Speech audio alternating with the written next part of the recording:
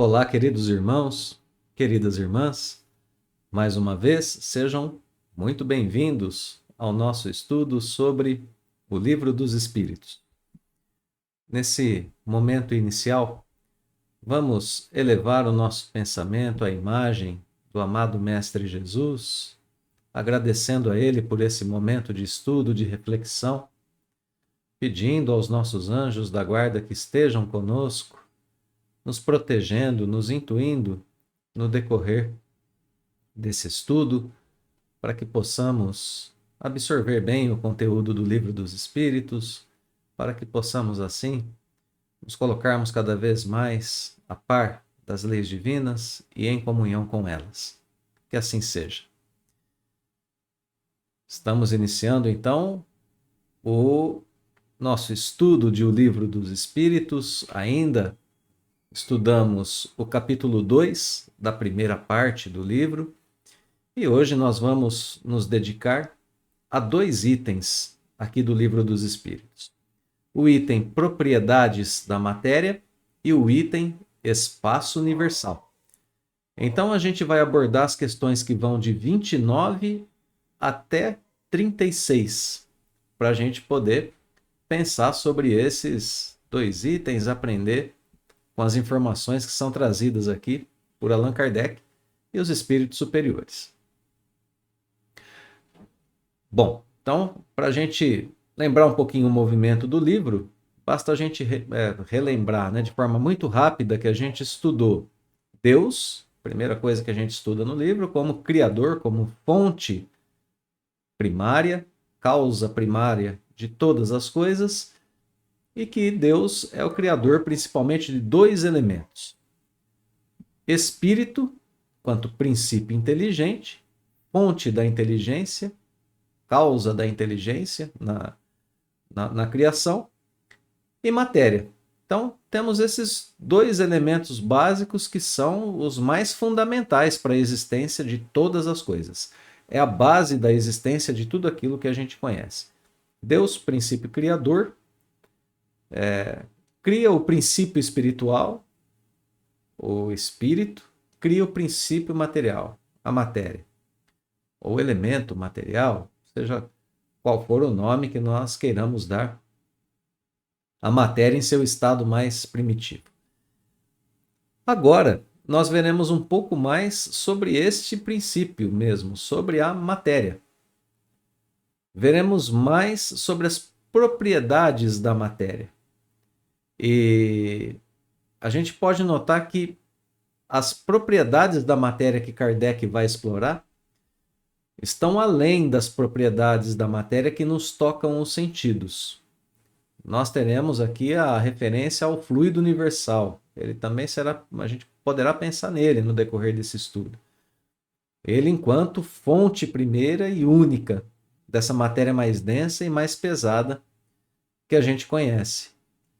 Então a gente vai entrar por esse estudo para conhecer um pouquinho melhor a matéria, para conhecer melhor a relação que nós temos com a matéria. Se a gente lembrar da questão 22 que a gente estudou no estudo da semana passada, a gente lembra que tivemos uma definição diferente sobre o que é matéria. Os espíritos definem a matéria como sendo o instrumento do qual o espírito se serve e sobre o qual ele exerce a sua ação. E notemos que quando é colocado o conceito, quando é apresentado o elemento que é o fluido universal, ele resolve talvez um problema de incompatibilidade de naturezas. O que eu estou querendo dizer com isso? É que o princípio inteligente é considerado imaterial, mas a matéria é algo palpável para nós, é algo que nos toca os sentidos, como a gente viu no estudo anterior. Então, os nossos sentidos nos trazem sim a questão da experiência, do conhecimento através deles. Então, a gente tem um certo conhecimento que é adquirido através dos sentidos, um certo conhecimento que é adquirido através da razão, da inteligência. Bom, então aqui a gente resolve essa incompatibilidade de naturezas. Como é que algo que é imaterial se relaciona com a matéria pesada? Através de um terceiro elemento que é sutil, que é considerado um elemento material, como a gente já viu, que é o fluido universal, e que faz o papel de intermediário entre o princípio inteligente e a matéria mais pesada. Ou até, se a gente quiser, entre o espírito imortal, a individualidade, espírito, somos nós encarnados, eu, Totti, né, espírito encarnado, exercendo exatamente nesse momento a minha influência sobre um corpo material que é denso, pesado. Esse corpo que transmite a vontade do espírito em se comunicar através da fala. Sou eu, espírito, querendo me comunicar, querendo transmitir informações através da fala. E é o meu corpo obedecendo esse comando do espírito quando fala, quando movimenta esse aparelho todo que possibilita falar. Pulmões, nariz enquanto respira, boca, língua, e assim por diante, né? Todo esse aparelho fonético que permite a transmissão das palavras. Então, como é que o espírito exerce essa influência? Através de matéria mais sutil, de matéria menos densa, que serve como intermediário entre ele e a matéria mais pesada. Por isso, a matéria é algo do qual o espírito se serve, ele toma como instrumento, eu tomo meu corpo como instrumento e, ao mesmo tempo, exerço a minha influência sobre ele, exerço a minha ação sobre ele. Tudo isso para a gente poder dizer que a matéria toca a nossa vida espiritual de forma muito profunda, de forma direta e muito profunda. E o olhar que a gente está tendo aqui é um olhar espiritualista, a gente precisa lembrar disso. Mas que, apesar de ser um olhar espiritualista, conversa de forma muito próxima com o conhecimento científico humano. A gente vai poder ter uma noção disso daqui a pouco, quando a gente estiver explorando as perguntas. Então, a visão proposta é uma visão espiritualista que resolve essa incompatibilidade de naturezas, né? A natureza imaterial como a material, e que coloca sentido diferente para a vida na matéria, sentido diferente para a própria matéria, sentido diferente para a nossa existência. Que a gente começa a entender a relação da matéria com o âmbito espiritual da existência, o âmbito espiritual da nossa vida. O estudo do espiritismo, como a gente está tentando explicar, mostra, explica como isso é possível, expande os nossos horizontes, como é possível a interação, né? Espírito, matéria, e com isso expande os nossos horizontes. Lembrando, né? Explicação através do fluido universal, que sofre ação direta da vontade, do pensamento, do espírito, fazendo com que a vontade, o pensamento do espírito exerçam influência sobre matérias mais sutis, fluido universal, e que, por sua vez, esses exercem sobre a matéria mais pesada. Vale como curiosidade ainda dizer que isso serve como fundamentação para a explicação, por exemplo, das curas de Jesus. O Espírito do Cristo, exercendo sua fluência de extrema bondade, de vontade de fazer o bem, de um poder magnético enorme, sobre fluidos para praticar as suas curas. E da visão espírita deixam de ser milagres, portanto, estão dentro do aspecto natural da existência. Isso também explica o nosso passe espírita, entre tantas outras coisas que podem ser explicadas através dessa fundamentação que Kardec está nos dando nesses itens de O Livro dos Espíritos. Bom, tendo pensado isso, a gente pode entrar então no texto propriamente dito do livro, para a gente começar a fazer as nossas reflexões, a nossa análise dos conhecimentos que estão contidos nessa parte da obra. Então vamos fazer aquela análise rápida das perguntas. As questões que vão de 29 até 31 nos levam ao conhecimento da matéria através de suas propriedades. Olha aqui. Questão 29 pergunta sobre um atributo essencial da matéria, uma propriedade essencial da matéria. A questão de número 30 vai perguntar como ela é formada, a fonte dela, Um só ou muitos elementos. Então ela tem como propriedade ser formada por um só ou por muitos elementos. E a questão 31 vai falar sobre as diversas propriedades da matéria. Então, até a questão 31, a gente estuda a matéria através das suas propriedades. Bom, da questão 32 até a questão 34, a gente vai ver a matéria em sua fonte mais simples, a sua fonte primeira, se a gente quiser pensar assim, aquilo que subsiste, aquilo que forma, aquilo que está como fonte da matéria. Olha aqui, na questão 32, Kardec pergunta se as diversas propriedades, as diversas qualidades da matéria vêm de uma só fonte, de uma única substância. Na questão de número 33, ele vai ainda perguntar se uma única matéria elementar experimenta todas as modificações e adquire todas as propriedades. Olha aqui, né? Ele está partindo de uma matéria elementar nessas questões. Eu já pulo direto para 34, porque aqui ele está falando da matéria elementar, né? Moléculas têm forma determinada? Essa forma é constante ou variável? Então aqui, a matéria naquilo que ela tem de mais básico, de uma fonte mais simples, de uma fonte primeira, talvez, a gente pode pensar assim, que é isso que Kardec está explorando.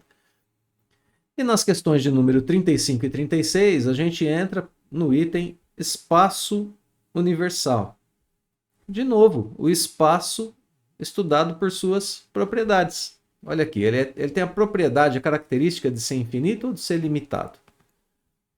E depois se pergunta se nesse espaço universal existe o vácuo, se existe a ausência total, se ele é vazio em algum momento. Né? Esses dois conceitos são muito próximos, né? Vácuo absoluto e vazio. Então, o espaço universal é estudado por suas propriedades. Por que a matéria é estudada em sua fonte primeira e o espaço universal não? Por que matéria, né? A sua fonte e as suas propriedades. E o espaço apenas nas propriedades. Por que não na fonte? Porque a fonte do espaço universal já é a matéria. Então a gente já estudou, de certa forma, isso nos itens anteriores. Nos itens que vão 34, 30, até, né, de 29 a 34. A fonte do espaço universal é a matéria. Então, o espaço universal é preenchido por matéria que foi estudado anteriormente. Então, aquilo do que ele é repleto já foi estudado. E a gente passa do estudo do micro para o macro de forma rápida aqui no Livro dos Espíritos, em poucas questões, mas em questões muito profundas, em questões muito interessantes para a gente poder desenvolver o nosso conhecimento sobre o lugar mesmo onde a gente vive, né? Sobre a criação de Deus. Tanto enquanto matéria, partindo da sua fonte primeira, quanto para o macro, o espaço universal pensado como um todo. Bom, tendo feito esse resumo, esse caminho, né, que é proposto por Kardec de forma simples, a gente agora volta questão a questão para a gente desenvolver o estudo e seguir o raciocínio de Kardec e dos espíritos superiores. Então, na questão 29, Kardec pergunta se a ponderabilidade é um atributo essencial da matéria. E a gente já desenvolveu essa ideia algumas vezes aqui, de que quando a gente tem um atributo essencial, nós não estamos falando sobre qualquer atributo, sobre qualquer qualidade. Nós estamos falando sobre uma qualidade, sobre um atributo, uma propriedade, sem a qual aquilo que é deixa de ser o que é. Se ficou um pouco confusa essa palavra, essa frase, né? A gente pode voltar aos exemplos que a gente usou. Uma propriedade, uma qualidade de um ser humano é ter cabelo ou não ter cabelo. Se ele tiver cabelo ou não tiver cabelo, ele continua sendo um ser humano. Então essa não é uma propriedade essencial. Uma propriedade essencial para nós que somos espíritas, da definição de um ser humano, é ele ser um espírito encarnado, um espírito enquanto individualidade, né? Ser um espírito encarnado. Esse é um ser humano. Uma inteligência individual encarnada. É assim que a gente pode, em um corpo material, né? É assim que a gente pode definir um ser humano do ponto de vista do espiritismo. Um ser imaterial e imortal, inteligente, encarnado. A gente pode, veja só, né? A gente pode ir mudando a definição, mas do modo mais simples, ser espírito encarnado. Se não for um espírito aqui, num corpo físico, vai deixar de ser um ser humano. Se for só um espírito, ele é definido como um espírito, um ser imortal. E aí, se tiver num corpo físico, um ser humano. Se eu tirar qualquer uma dessas propriedades, ele deixa de ser um ser humano. Se tiver um corpo físico, mas não tiver um espírito, é um cadáver, é um corpo sem vida. Então, vejam, esses são propriedades e atributos essenciais. E aqui, Kardec pergunta se a ponderabilidade é um atributo essencial da matéria. Então, aqui a gente está começando a estudar a matéria por seus atributos enquanto matéria densa. Mas aí, se a gente for a resposta que é colocada, matéria mais pesada, né? Matéria densa, matéria compacta. Mas se a gente for para a resposta, a gente vai ver que isso rapidamente muda, porque os espíritos vão responder que a ponderabilidade é, sim, um atributo essencial da matéria, mas da matéria como nós a entendemos. Porém, da matéria considerada fluido universal, não. Olha aqui a sequência. A matéria etérea e sutil que constitui esse fluido vos é imponderável. Nem por isso, entretanto, deixa de ser o princípio da vossa matéria pesada. Olha aqui os pontos de vista sendo colocados. Isso para a gente é importante porque aqui a gente já começa a separar aquilo que é conhecimento científico da matéria daquilo que é conhecimento espiritual sobre ela. E vejam que os dois não podem ser incompatíveis, não estou querendo dizer isso. É que existem limites para o nosso conhecimento científico e existem limites para aquilo que os espíritos também podem nos revelar. O que está acontecendo aqui? A gente está partindo de algo que nós conhecemos, da matéria ponderável, e essa qualidade de ser ponderável é aquilo que pode ser pesado, é aquilo que tem peso, é aquilo que sofre a ação da gravidade, para aquilo que é imponderável. A gente está partindo daquilo que a gente conhece para aquilo que a gente não conhece. Da matéria ponderável, que é por nós conhecida até certo limite, para a matéria imponderável, que para a gente é desconhecida, mas ainda é matéria para os espíritos. E eles explicam que para nós também deve ser matéria enquanto fonte, enquanto princípio da matéria pesada. Então vamos dar uma olhadinha agora aqui no comentário de Allan Kardec sobre essa resposta. Aí Kardec vai dizer o seguinte: a gravidade é uma propriedade relativa. E aqui a gente pode pensar, poxa vida, mas está falando em ponderabilidade? Está falando de matéria pesada, está falando de fluido universal? Por que Kardec começa o comentário dele falando que a gravidade é uma propriedade relativa? E segue explicando justamente isso, né? Ele diz que fora da esfera de atração dos mundos não há peso, do mesmo modo que não há alto nem baixo. Então, alto e baixo também é relativo à condição de estarmos em um planeta. A gente que é espírita vive dizendo, né? Vamos elevar as nossas preces ao alto. Onde é o alto? O alto, do ponto de vista de quem está aqui no planeta Terra, é subindo uma montanha, uma escada, chegando aos céus, chegando ao fim da nossa atmosfera, a gente rompe com os limites do nosso planeta. Passamos a atmosfera. Estamos já no espaço. E no espaço não há alto, não há baixo. Então, essa nossa noção de alto e baixo é própria daqui, da nossa posição de estarmos no planeta. Se a gente estiver em uma nave espacial, essa noção muda, né? O alto vai ser o que está acima da nossa cabeça, o baixo abaixo de nossos pés, e assim por diante. Então essas noções são relativas, não são fixas. Assim como a gravidade também não é fixa, como diz Kardec. A gravidade é uma propriedade que é relativa a um planeta, a um corpo que está no espaço. Fora do planeta Terra, a gente não tem gravidade. No espaço, né? Em outros planetas, a gente tem gravidade. Não igual à da Terra, mas tem.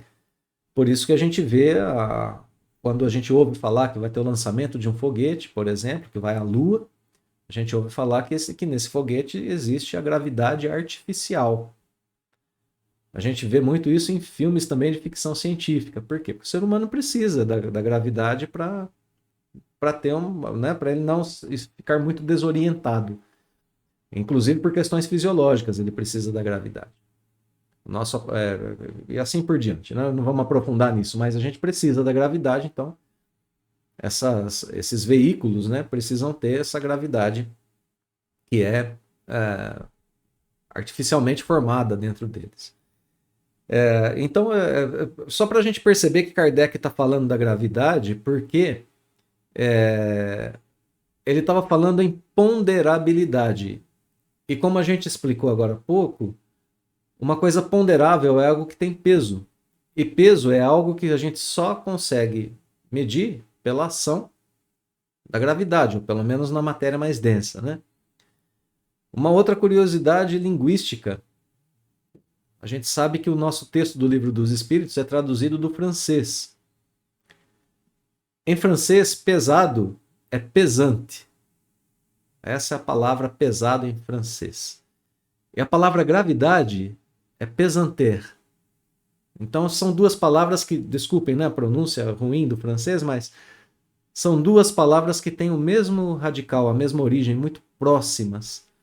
Mas isso aqui é só como curiosidade linguística mesmo, para a gente entender como que a ideia de peso, está diretamente associada à ideia de gravidade, que na língua francesa isso aparece de forma mais... Peso e gravidade, né, associadas, e que na língua francesa isso aparece de forma mais evidente, né? Fica mais gritante a relação entre os dois. Então vejamos que a gente aqui, já no começo do estudo, a gente está deixando aos poucos aquele entendimento geral da matéria que Kardec pediu no estudo anterior. E agora a gente está mergulhando num conhecimento um pouco mais científico, gravidade, peso, ponderabilidade, e comparando com isso o ensinamento que os ensinos superiores trazem. Então o que eles disseram aqui, retomando, né, a essência da questão agora. Para nós, ponderabilidade é um atributo essencial para nossa matéria aqui, para nossa matéria sensível. Mas o princípio dessa nossa matéria ponderável, ele em si não é ponderável, que é o fluido universal. É isso que a gente tem que lembrar. Então isso nos dá também uma ideia de relatividade em relação ao próprio atributo da ponderabilidade. A ponderabilidade é relativa, depende de quem está observando o quê. Então ela é ponderável para nós aqui. Perceptível para nós, ponderável para nós. E enquanto que o fluido universal, para nós, não é ponderável, não é perceptível. Então, esse é o ponto do qual a gente parte para o estudo das questões subsequentes que a gente vai continuar explorando agora. Então vamos lá, questão de número 30, Kardec pergunta se a matéria é formada, olha aqui a questão da formação da matéria, por um só ou por muitos elementos. A resposta diz que é por um só elemento primitivo. Só um elemento primitivo, não vários. E seguem dizendo os espíritos que os corpos que nós consideramos simples não são verdadeiros elementos, são apenas transformações de uma matéria primitiva. E essa matéria primitiva vai ser para nós considerado aqui o fluido universal. Então, a matéria que a gente conhece não é formada por muitos elementos, é formada por um só elemento, que é o fluido universal. Quando Kardec coloca essa pergunta, ele está dirigindo o pensamento da época para uma questão que ainda era uma questão presente.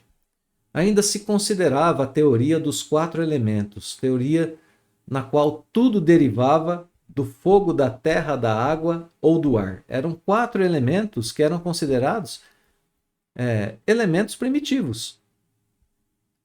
Corpos simples, como a gente está vendo ali na questão. Vou voltar à questão para a gente perceber isso aqui. Corpos simples. Qual era o corpo simples que formava outros corpos compostos, se a gente quiser pensar assim? Fogo, terra, água e ar. Então os espíritos vão dizer, não são 4 e não são muitos elementos. É um elemento primitivo. Fazendo essa distinção, né, entre corpos simples e corpos compostos. Os corpos elementares, os corpos simples seriam fogo, terra, água e ar. Simples e imutáveis. Tudo mais derivava deles, segundo certas teorias que ainda eram pensadas na época de Kardec. Já estava se superando isso, mas ainda existia resquício dessas teorias, que são teorias, inclusive, muito antigas, desde, salvo engano, desde o século V, século VI, antes de Cristo ainda. Teorias da antiga filosofia grega, que diziam que todos os corpos derivavam desses 4 elementos primitivos.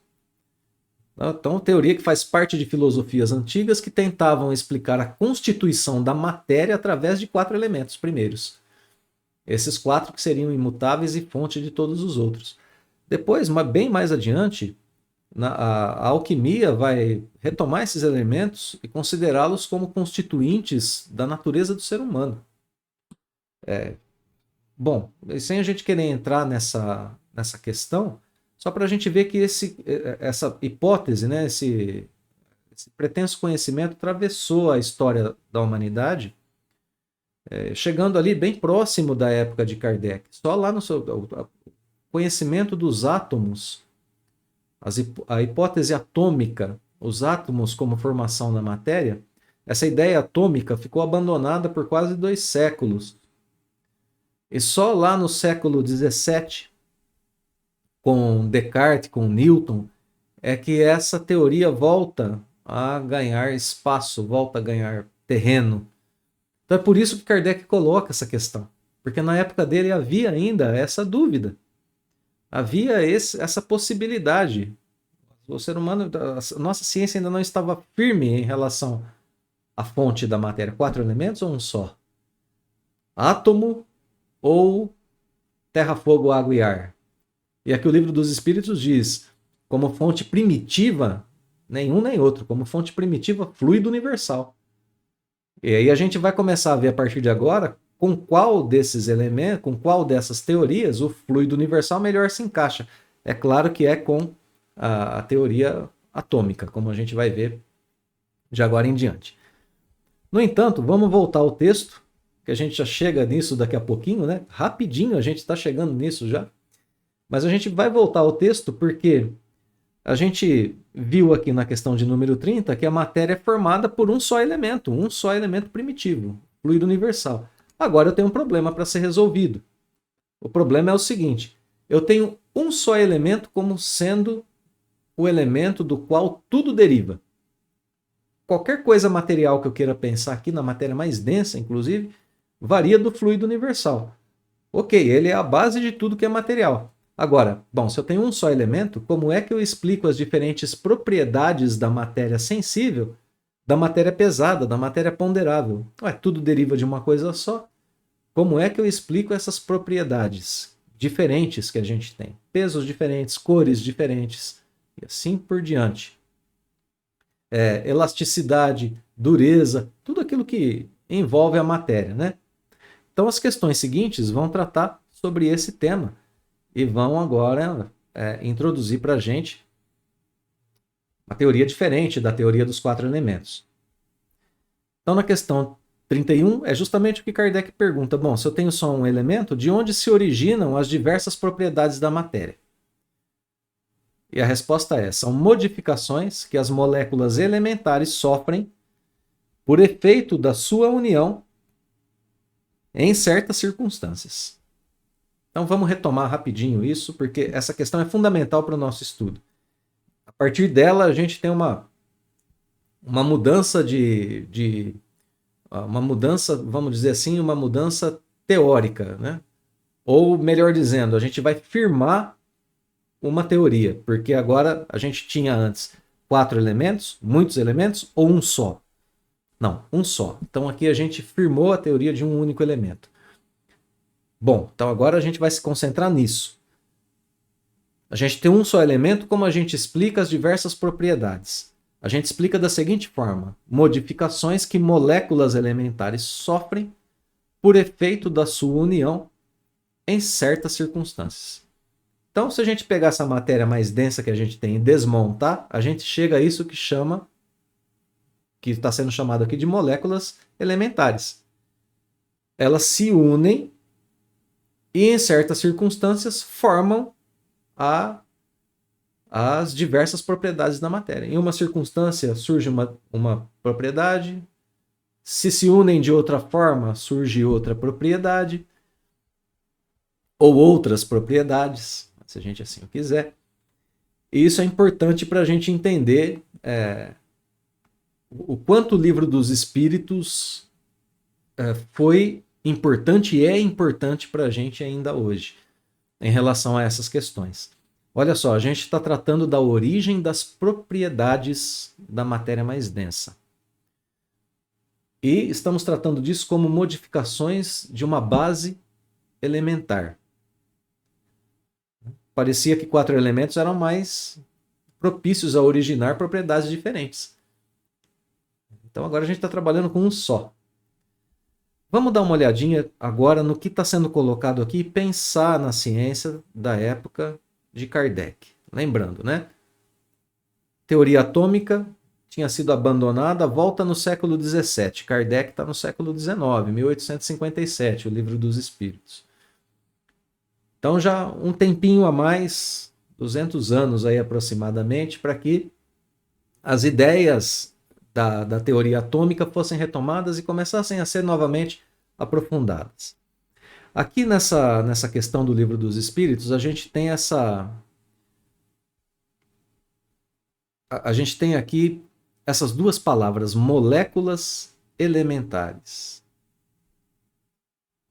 E aí a gente tem em pelo menos um artigo de um bom cientista italiano da época de Kardec, chamado Amedeo Avogadro. Esse importante cientista italiano foi um dos primeiros a diferenciar o átomo das moléculas. E em pelo menos um de seus artigos, ele escreve esse termo, molécula elementar. E quando ele escreve molécula elementar, ele está se referindo a átomos. Porque para falar de moléculas, que são compostos, né? Que já não são atômicos, já são compostos maiores, vamos dizer assim, que os compostos atômicos, para usar uma linguagem mais simples, quando ele vai falar de moléculas mesmo, ele usa a expressão molécula elementar. Perdão. Ele usa a expressão moléculas compostas para falar daquilo que a gente chama hoje de molécula. Veja que esse texto dele é de 1811, algumas décadas antes de Kardec publicar o Livro dos Espíritos, mas curiosamente nesse texto a gente tem essa expressão molécula elementar, se referindo a átomos, se referindo àquilo que subsiste, que está na base de uma molécula composta. Nessa época de Kardec está começando também a nascer, está começando a se formar a tabela periódica. Para a gente ilustrar um pouquinho isso, a gente vai falar que uma molécula de oxigênio é formada por 2 átomos de oxigênio. A molécula de oxigênio, tem, portanto, na sua formação, 2 átomos de oxigênio. O nome dela é O2. Depois a gente tem moléculas mais compostas que isso. A molécula da água, 2 de hidrogênio com 1 de oxigênio, H2O.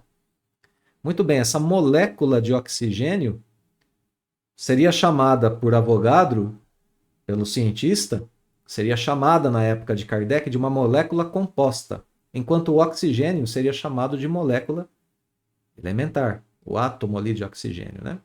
Uma parte mais simples. Então, e voltemos à resposta agora.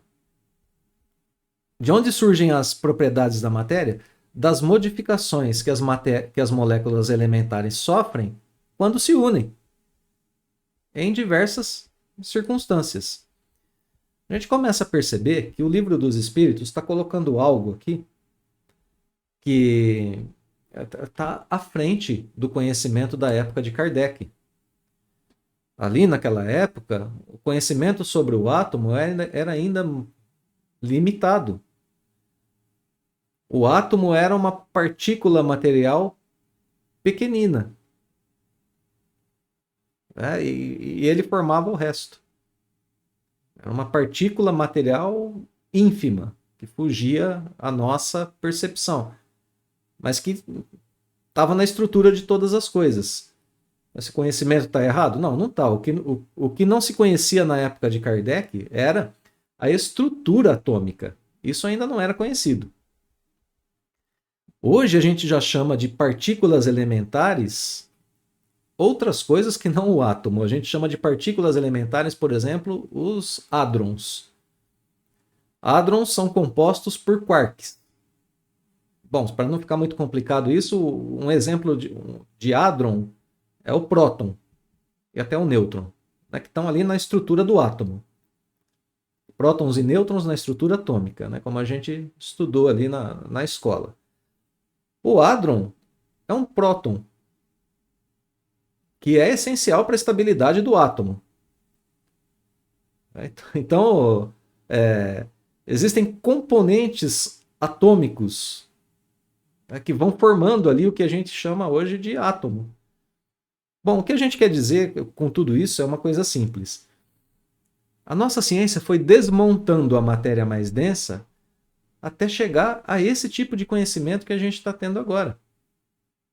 De moléculas ainda mais elementares que o átomo, é isso que eu quero dizer. E que a união dessas partículas elementares, para usar a terminologia da nossa ciência de hoje, quarks formam hadrons, que são prótons que formam os átomos, e a gente tem hoje a explicação da estrutura atômica. Além da estrutura atômica, a gente conhece hoje as características das associações químicas. Acabei de me referir a H2O agora há pouco, né? E isso é o que explica as propriedades da matéria. Circunstâncias de uniões de moléculas elementares que vão gerando propriedades diferentes da matéria. Isso colocado pelos espíritos antes de 1857 e comprovado pela ciência dos dias de hoje. A informação foi adiantada pelos espíritos e a nossa ciência foi comprovando isso no decorrer do tempo. Então, a gente agora tem uma visão um tanto quanto mais bela do Livro dos Espíritos, né? Apesar de usar uma linguagem científica que respeitava o conhecimento da época, os espíritos adiantam aquilo que viria pela frente. Hoje a física quântica propõe para a gente que as partículas materiais têm tanto características de matéria, como peso, por exemplo, massa, quanto de onda. Então, essas partículas às vezes têm massa, como é o caso do elétron. Às vezes não, como é o caso do fóton. E hoje a gente divide a composição do nosso universo entre matéria e energia. E além disso tudo, agora a gente tem o conceito de um fluido universal que subsiste à matéria mais densa. Então a gente pode deduzir que se o fluido universal não é matéria, ele é energia? Não sei.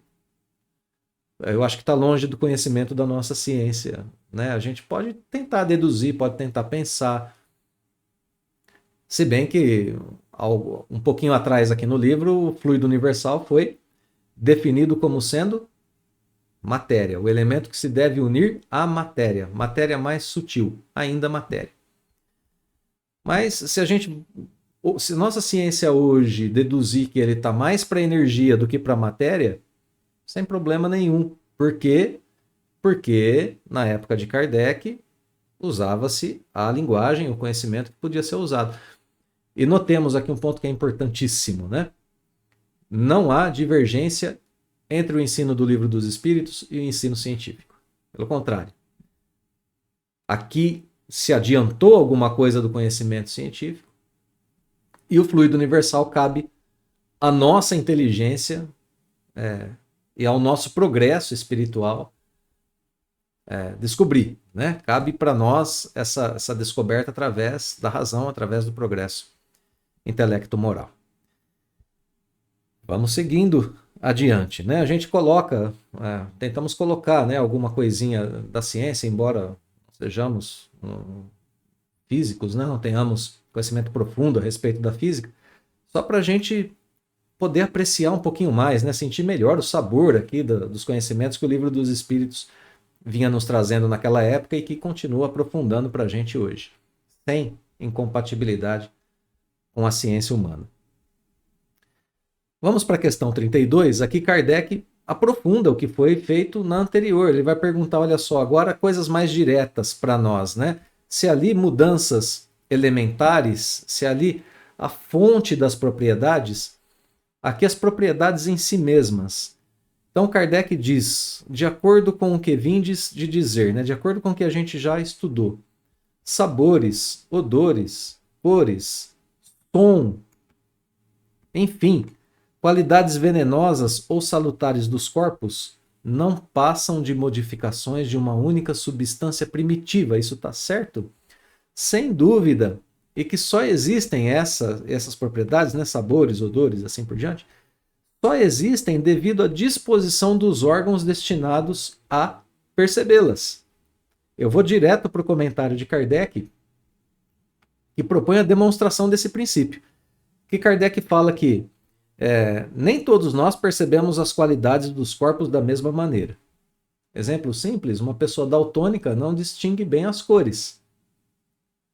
As cores estão lá, mas os seus órgãos perceptivos não distinguem bem essas cores. Outro exemplo, uma coisa agrada ao gosto de um e para o outro não agrada. Tem gente que adora berinjela e tem gente que detesta. Tem gente que adora quiabo e tem gente que não gosta. Assim por diante. Tem gente que gosta de praia, outros de montanha. E por aí vai, né? Que agrada aos sentidos. Olha lá. Onde uns vêm como azul, outros vêm como vermelho. E por fim, comentário de Kardec, o que para uns é veneno, para outros não é. Basta a gente lembrar que tem animais na natureza. Se a gente quiser pensar num sentido além, né, dos sentidos humanos, existem animais na natureza que se alimentam de coisas que são para nós muito prejudiciais. São prejudiciais para os seres humanos. Então aqui nessa questão 32, a gente vê o desdobramento, né, da questão anterior. Existe, e a gente continua pensando, né, que vai existir matéria em estado mais sutil do que aquele que nós percebemos. Que existem partículas elementares que constituem o núcleo dos átomos. Que existe o fluido universal que está antes disso ainda. A gente desmontou bastante a matéria, mas não importa.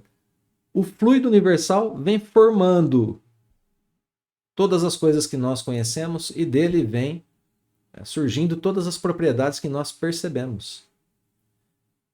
Essa questão 32, portanto, é um desdobramento da anterior. E aqui a gente tem a retomada das propriedades em relação aos sentidos humanos.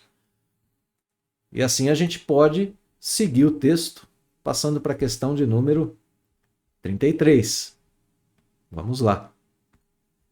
Aqui uma parte importantíssima do nosso texto, né? Questão 33. A mesma matéria elementar é suscetível de experimentar todas as modificações e de adquirir todas as propriedades? Pergunta que apenas, né, desenvolve um pouco mais e que quer um pouco mais de informação sobre o que já foi dito. Sim, é isso. É isso que se deve entender. É isso que se deve entender quando dizemos que tudo está em tudo. E aqui eu vou pular o comentário de Kardec por enquanto e vou para essa nota de número 6, que é uma nota importantíssima, que faz referência ao que nós dizíamos no começo do nosso estudo.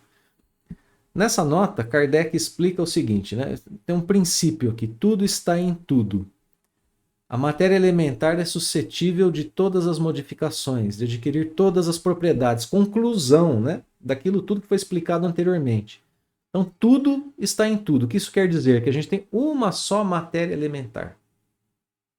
Uma só. E dela deriva tudo. Então, como essência, como aquilo que subsiste é uma coisa só. É o fluido universal. Olha o comentário de Kardec agora. Esse princípio de que tudo deriva de uma coisa só, explica o fenômeno conhecido de todos os magnetizadores e que consiste em dar-se pela ação da vontade a uma substância qualquer, a água, por exemplo, propriedades muito diversas, um gosto determinado e até qualidades ativas de outras substâncias. Desde que não há mais de um elemento primitivo e que as propriedades dos diferentes corpos são apenas modificações desse elemento, o que se segue é que a mais inofensiva substância tem o mesmo princípio que a mais deletéria.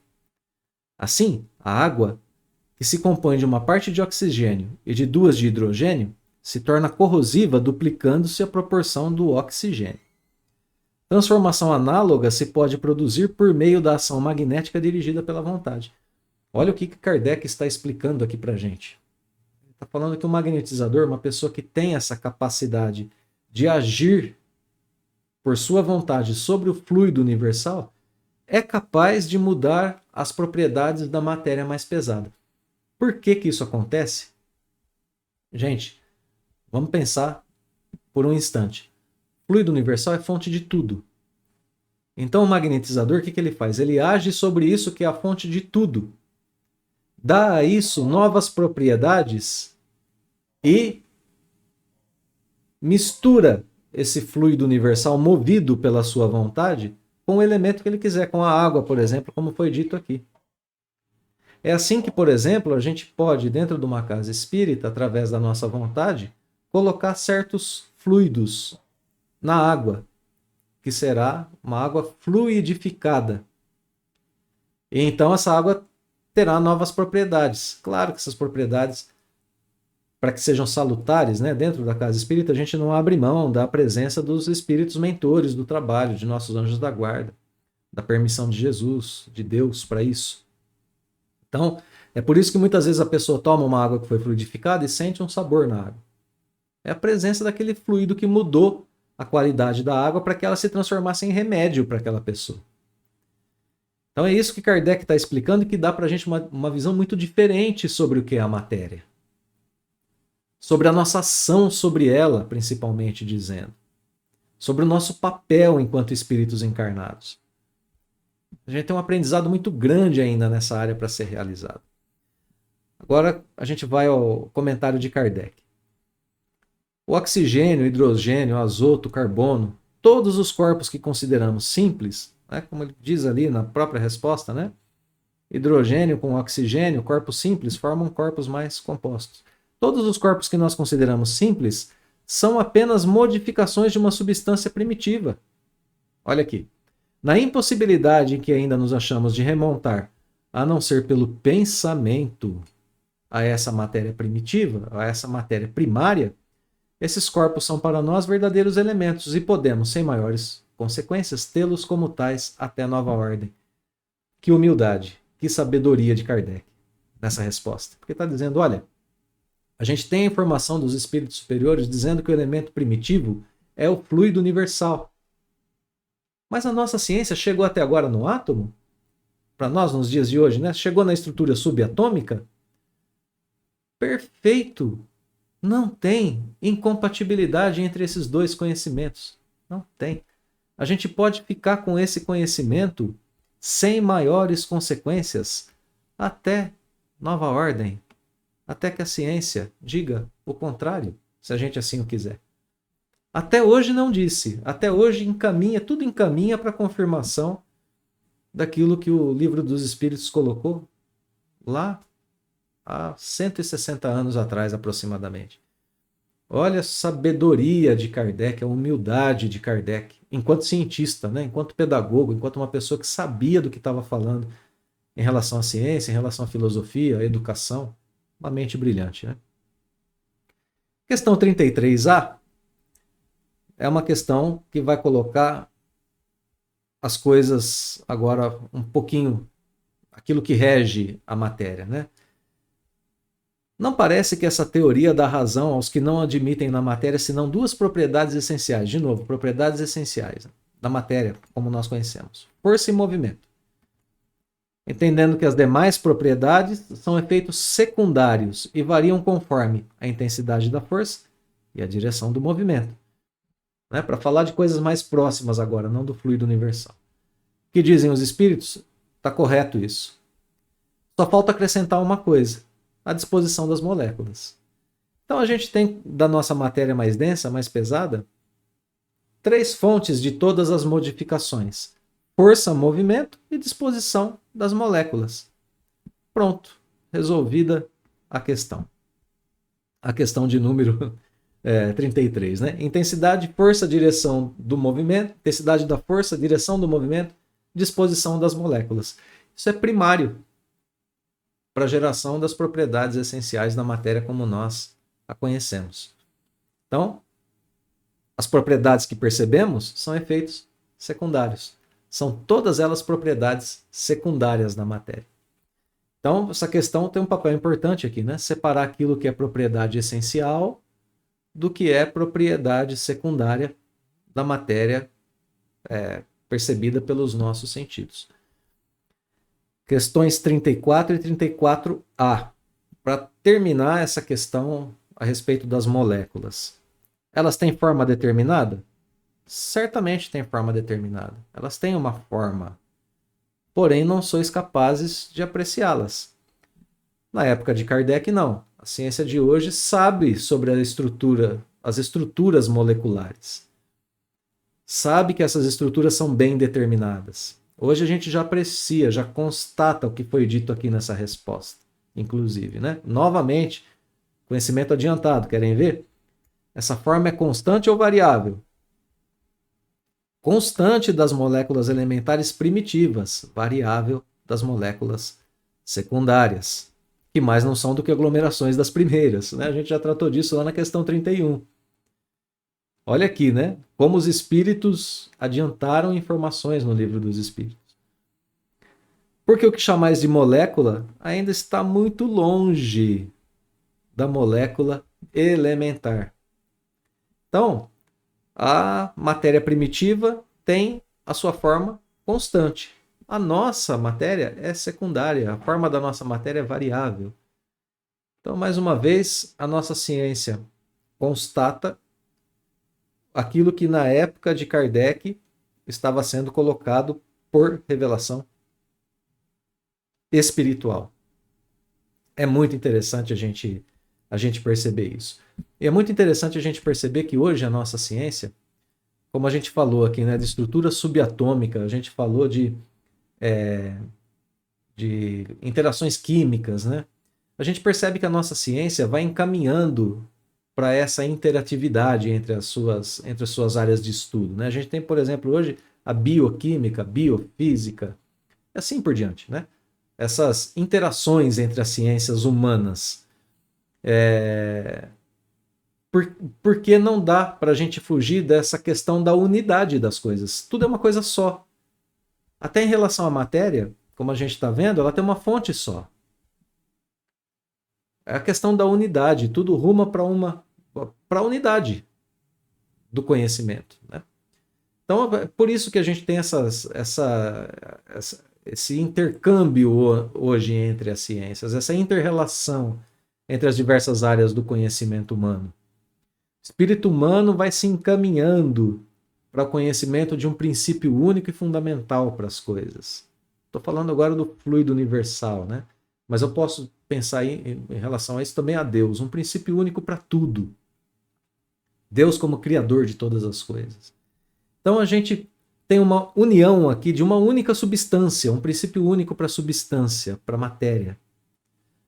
Um princípio único para o pensamento. o espírito. Tudo isso vindo de Deus, uma grandeza, né? Que cada vez mais nos admira, quanto mais a gente entra pela área do conhecimento. Camille Flammarion comenta um pouco disso também na sua obra Deus na Natureza. Essa questão da gente observar a natureza através da nossa razão, do nosso conhecimento, da nossa ciência, e de ela nos levar, aos poucos, cada vez mais ao conhecimento de uma estrutura única para as coisas, para a criação, para tudo aquilo que a gente conhece. É um belíssimo conhecimento, inclusive. Bom, vamos encerrar o nosso estudo?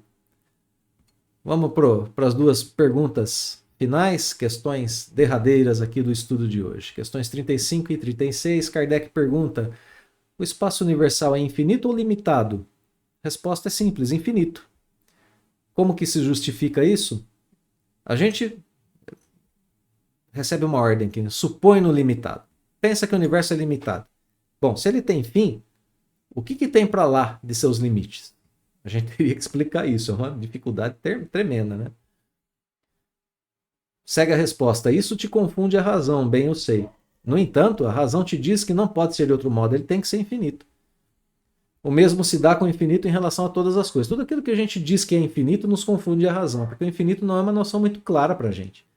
A questão do número 2, né, do Livro dos Espíritos, o que é o infinito? A gente não sabe ainda direito. Então não posso chamar Deus de infinito, né? Bom, não é na pequenina esfera que vos achais que podereis compreendê-lo. Não é no nosso estágio espiritual que a gente vai entender o infinito.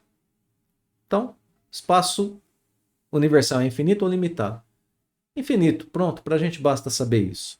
Kardec ainda comenta, né? Se a gente supor um limite no espaço, por mais distante que a imaginação o coloque, a razão diz que além desse limite tem que ter alguma coisa. Deve haver alguma coisa. E assim, gradativamente, até o infinito outra vez. Então, o que eu quero dizer com isso? Se eu suponho que o universo é limitado, para além dele não pode ter o nada. Tem que ter alguma coisa. Para além dessa alguma coisa, tem que ter outra coisa. A gente não consegue conceber o nada. E isso se torna, de novo, né, uma abstração que a gente vai ao infinito outra vez. É isso que o Kardec está explicando. Porquanto, embora essa alguma coisa fosse o vazio absoluto, ainda seria espaço. Mesmo se a gente concebe o vazio, ainda é espaço. Então a gente não consegue fugir dessa ideia do infinito, racionalmente falando. Por isso que vem a questão de número 36. O vácuo absoluto existe em alguma parte do espaço universal? Não, não há vácuo. O que te parece vazio está ocupado por matéria que te escapa aos sentidos e aos instrumentos. Então a gente tem que preencher com algo que está na nossa razão. A gente tem que pensar que o espaço está preenchido. Pelo quê? Fluido universal. Se a gente quiser, em última instância, né? Se o espaço é matéria, ele está preenchido, no mínimo, pela matéria essencial, que é o fluido universal em suas transformações possíveis. Muitas delas imperceptíveis para nós. O que parece vazio, não está vazio. Só parece vazio. Então aqui a gente tem também essa fundamentação final da matéria mais sutil como base de tudo. E agora como algo presente o tempo todo naquilo que parece para nós vazio.